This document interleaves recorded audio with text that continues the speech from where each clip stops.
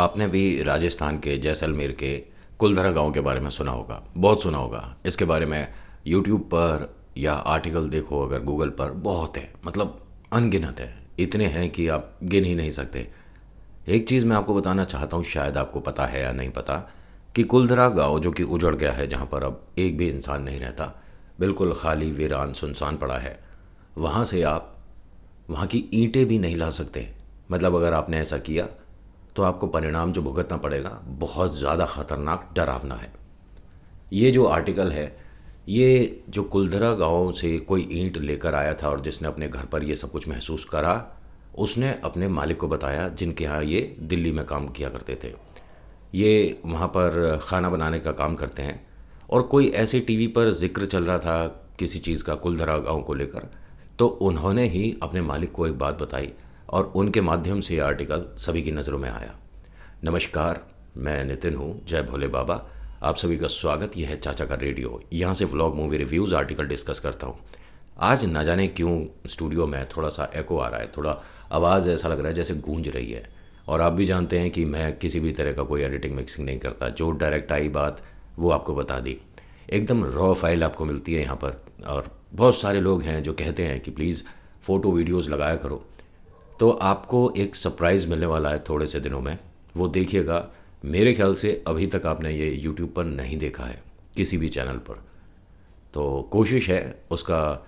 थोड़ी दिनों में आपको ट्रेलर मिल जाएगा कि क्या चीज़ आने वाली है। देखिए, यहाँ जो भाई साहब काम किया करते हैं अपने मालिक के, उन्होंने टीवी पर जब ये देखा, अपने मालिक को बताया कुलधरा गांव के बारे में एक ऐसा अजीबोगरीब रहस्य, जिसे सुनने के बाद उन्होंने कहा कि कहीं तुम ये बात मन से तो नहीं बना रहे। उसने कहा देखिए जी, मुझे झूठ बोलकर मिलेगा क्या, पहली बात। दूसरी बात, ये तो तब बता रहा हूँ, ये मैंने देखा है, अनुभव किया है। और हाँ, अगर किसी को भी कोई गलतफहमी है और ये सोचता है कि ऐसा नहीं होता, तो आज की डेट में भी, 2024 में भी, अगर आप कुलधरा गांव से ये काम करके अपने घर आते हो तो घर पर आपको नज़ारे दिख जाएंगे। जो लोग कहते हैं ना कि नहीं, भूत प्रेत आत्मा नहीं होते, तो अपने फैमिली को बताकर कि हम ऐसा कुछ करने जा रहे हैं, बताने के बाद ये ट्राई करके देखिएगा। आपको आपकी ये जो सोच है वो बदलती नज़र आएगी। कहा जाता है कि कुलधरा गांव जो कि एक रात में वीरान हो गया था, और उसके पीछे कहानी तो आपने सुनी होगी, नहीं सुनी तो मुझे बताइएगा। मैं पूरी डिटेल में आपको कहानी बताऊंगा कि कौन वो राजा था, क्यों सभी लोगों ने एक साथ, सभी परिवारों ने कुलधरा गांव को छोड़ दिया, क्यों उन्होंने इसे श्रापित घोषित कर दिया, क्यों यहाँ पर प्रेतों का वास हो गया। देखिए, कहा जाता है कि कुलधरा गांव से आप ईंट भी नहीं ला सकते। वहाँ की मिट्टी भी आप अगर अपने पैकेट में भरकर घर के गमलों में लाकर डाल देंगे ना, तो समस्याएं शुरू हो जाएंगी। समस्या आप समझ रहे हो ना मैं किसे बोल रहा हूँ। भूत प्रेत, आत्मा, जिन्न, छलावा, चुड़ैल, कुछ भी कह सकते हो, इनके अनेक नाम हैं। बहुत से लोग मुझे कहते हैं कि इनके बारे में विस्तार से प्रॉपर डिटेल बनाओ कि इस प्रेत को ऐसे कहते हैं, ये ऐसे ऐसे सिम्टम दिखाता है। तो यहाँ तो वीडियो की फिर कोई लिमिट ही नहीं रहेगी। अगर मैंने इस विषय पर बात करनी शुरू करी, बहुत ज़्यादा लंबी हो जाएगी, क्योंकि सिर्फ हम 4-5 नाम हैं जो जानते हैं, उसी को सोचते हैं कि इसी से सब कुछ होता है। नहीं, खबीज़ होता है, जिन्न होता है, छलावा होता है, और इन सब से अलग है कर्ण पिशाचिनी, क्योंकि वो सिद्धि के माध्यम से होती है। वो कोई रुका हुआ प्रेत नहीं है या तांत्रिक ने बांधा हुआ प्रेत नहीं है, ठीक है। और यक्षिणी, मोहिनी, सिद्धि, ये सब कुछ अलग है, और भूत प्रेत आत्मा सब कुछ अलग है। होता क्या है कि ये जो यहाँ इनके यहाँ खाना बनाते थे, अपने मालिक से कहते हैं कि जब कुलधरा गांव उजड़ गया, यहाँ कुछ नहीं बचा, तो उसके पास में तकरीबन 8 किलोमीटर दूरी पर एक मतलब कह सकते हैं कि बहुत बड़ी सोसाइटी थी, घर थे। और सोसाइटी तो मैं इसलिए बोल रहा हूँ कि आप समझ पाओ, यही कह सकता हूँ कि एक दूसरा गांव था, ठीक है, उस गांव से थोड़ी दूरी पर। तो वहाँ के लोगों ने, जिनके कच्चे पक्के से मकान थे, उन्होंने क्या प्लान बनाया, जिनमें कि एक ये भाई साहब भी हैं जो दिल्ली में किसी के यहाँ खाना बनाते हैं। इन सभी ने प्लान बनाया कि अपने घर से बग्गी वगैरह लेकर जाएंगे, वो जो भैंसा बग्गी वगैरह होती है, और वहाँ से भाई, अब जब पूरा गांव वीरान है, उजड़ चुका है, यहाँ कोई रहने पूछने वाला नहीं है, तो जो मर्जी हो वो करो, चाहे तो वहाँ जाकर अपना घर बना लो, कौन पूछने आ रहा है। इन्होंने क्या करा, वहाँ से ईंटें लाकर अपने घर को, जो कच्चा मकान है, उसे पक्का बनाने का सोच लिया था। कि अब सब लोग यही काम करेंगे। कहा जाता है कि जब तक इन्होंने ईंटें उठाई, सुबह दोपहर शाम रात, कभी भी कोई समस्या नहीं हुई। लेकिन जब घर पर लाकर इन्होंने रखी और उसका काम शुरू करा, तो ऐसा एक भी मकान नहीं था जिसे घर में प्रेत ना दिख रहे हों। और ऐसा नहीं कि वो दिखे और समस्या शुरू हो गई। दिखने के बाद उन्होंने सीधे सीधे तरीके से बताया कि जो जहाँ की चीज़ है वो वहाँ पर रख दो।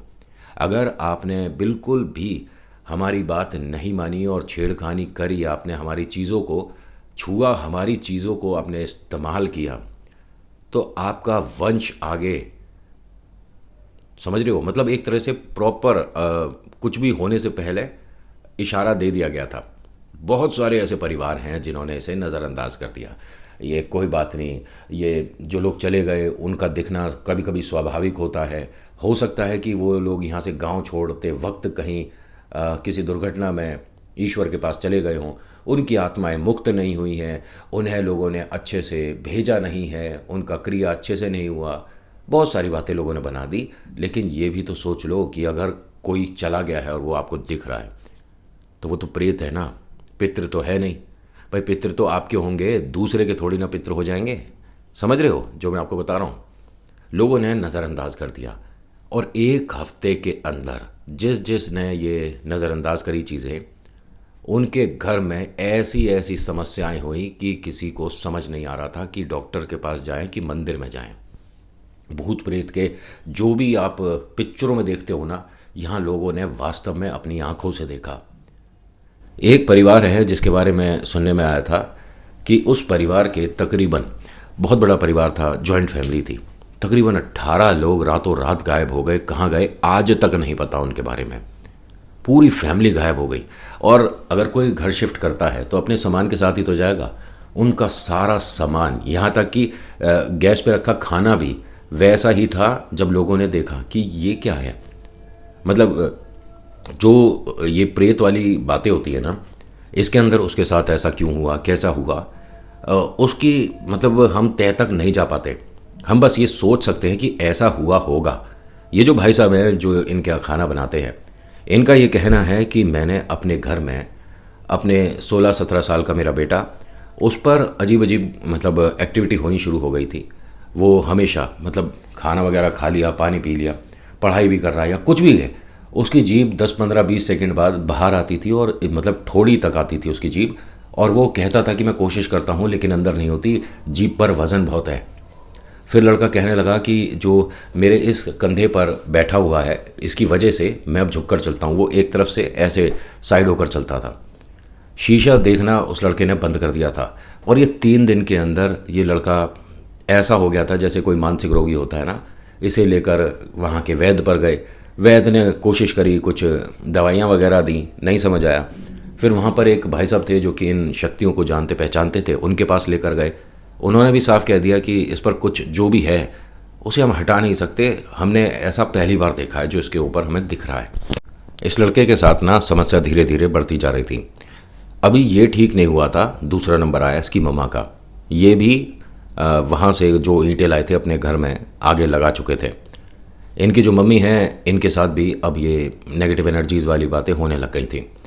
उनके हाथों पर स्क्रैचेस बनने शुरू हो गए थे। चलते चलते अगर दीवार से भी उनको हल्की सी घसट लगती है ना, जैसे रसोई से कमरे में जा रही हैं और हल्की सी घसट लग गई, तो यहाँ से यहाँ तक पूरे पे ऐसा जैसे किसी ने हाथ ऐसे रख के ऐसे निशान मार दिए हों।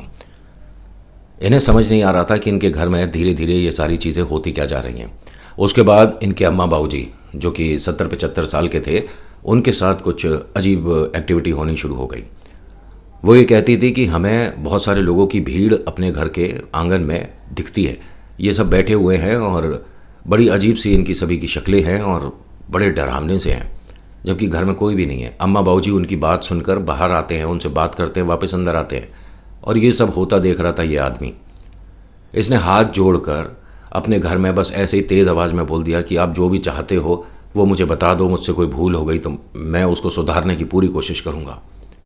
इनका ये कहना है कि मुझे रात सपने में ऐसा लग रहा था कि मैं इस कुलधरा गांव के बीचों बीच चल रहा हूँ और एकाएक कोई चीज़ मेरे पैर से टकराई और मैंने उसे देखा तो मेरी वास्तव में आँख खुल गई थी।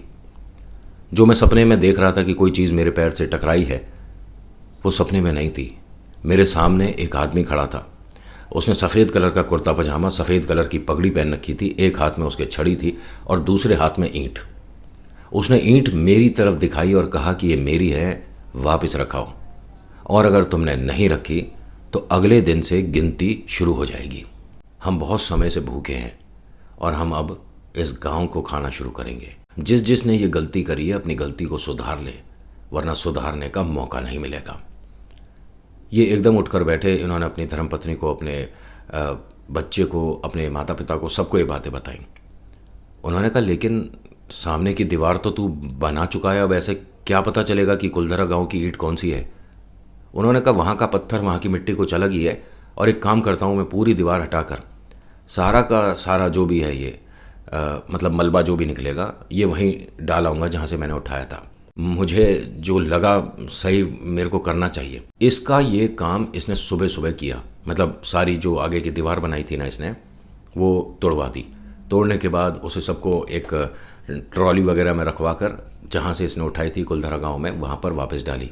डालने के बाद हाथ जोड़कर चिल्लाकर बोलता है कि मुझसे गलती हो गई थी, मैंने अपनी गलती सुधार ली, अब मुझे, मेरे परिवार को आप छोड़ दो। ये घर आया, इसकी ना तो पत्नी को अब प्रॉब्लम, ना इसके बेटे की ये समस्या, ना माता पिता को वो जो लोग दिख रहे थे वो बैठे दिख रहे। इसे ये चीज़ समझने में 3 दिन लग गए, और 3 दिन में इस जगह में जिस घर में वो ईंट गई थी उस घर से किसी न किसी के गुजर जाने की न्यूज़ आ गई। उन लोगों को भी चेतावनियाँ मिली थी, लेकिन उन्होंने अपने मन का वहम मान लिया। ऐसा कुछ नहीं होता, भूत प्रेत आत्मा नहीं होते, जो चले गए वो चले गए। उसमें अब हम अपने मन से कोई सपने को देख रहे हैं तो इसमें कुछ नहीं कर सकते। 3 दिन बाद जब इसे ये पक्का हो गया कि हाँ इसकी वजह से है, तो इसने पूरे गांव में हर किसी के घर पर जाकर बताया कि अगर कुलधरा गांव से आप मिट्टी भी लाए हो तो वो वापस रखाना, कोई पत्थर लाए हो, ईंट लाए हो, वापस रखाना, वरना आपके घर में अगर कोई समस्या हो रही है तो डायरेक्ट उसी से कनेक्ट करिए और कोई बात नहीं है। यहाँ कुछ लोगों ने इसकी बातें मानी, और जिन्होंने मानी उनके घर से ये प्रेत गतिविधि जो हो रही थी वो रुक गई। बाकी लोगों ने, जिन्होंने नहीं माना, हर किसी के घर से एक बुरी खबर निकल रही थी। मजबूरन सभी को इस बात को कि अंधविश्वास है, लेकिन फिर भी चलो भाई, गलती तो है ही कि हमने किसी की ज़मीन पर से ऐसे ईंट मिट्टी उठा ली। जो वापस रख कर आया उसके घर में समस्या तो दूर हुई, इनको मुनाफे भी हुए।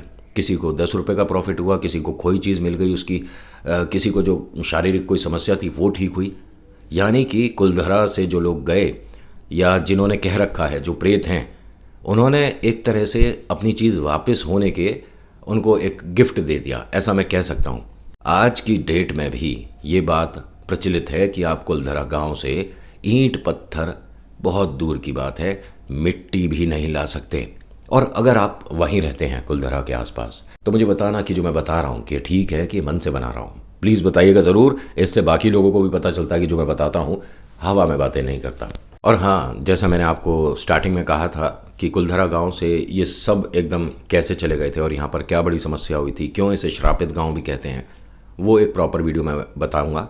इसकी नेक्स्ट वीडियो ही आएगी। अभी मैं फ़िलहाल इस आर्टिकल को पूरा पढ़ूंगा और आपको एक एक चीज़ अच्छे से बताने समझाने की कोशिश करूंगा कि क्या एक्चुअली में कुलधरा में हुआ था, जो एक रात में सारा परिवार, सारे लोग, सभी यहाँ से गायब हो गए। और एक चीज़ और, ये जो कुलधरा गांव से लोग गए हैं ना, जो कि प्रॉपर वहाँ रहते थे, इनके बारे में बाद में भी सिर्फ कहानियाँ ही आई हैं। किसी ने हकीकत में, सच्चाई में उन्हें रहते बसते नहीं देखा है। कहाँ चले गए सारे? ऐसा तो है नहीं कि कुलधरा से बाहर निकलते के साथ ही वो गायब हो गए। भाई इंसान ही तो रहते थे, या हम मानकर चल रहे हैं कि यहाँ पर कोई इंसान रहते थे? एक रहस्य है। आज के आर्टिकल में इतना ही, कैसा लगा बताना जरूर। So thank you so much for watching. मेरा नाम नितिन है, मुलाकात करूंगा एक नेक्स्ट वीडियो में। हर हर महादेव, जय भोलेनाथ, धन्यवाद।